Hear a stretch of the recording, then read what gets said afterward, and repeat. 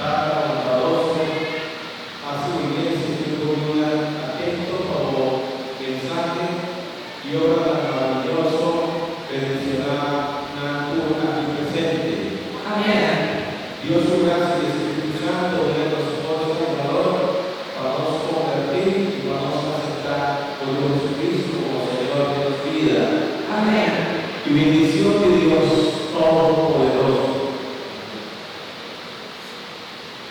Tata, tú y Espíritu Santo, baja ribaboso, queda siempre jugoso. Amén. Nos cristianos un privilegio grande, la nacional de Brenda y Casal, y todo. Dios bendiga.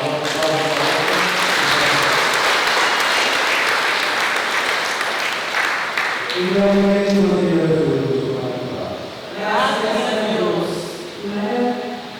E aí, obrigado por você, Marcos Caio, ao celebrar qualquer aniversário, atividade grata,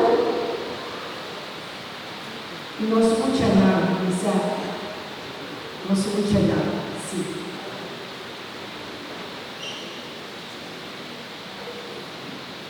Nos continuamos ordenando. Estou contente que você sempre vai. Bom, pegou.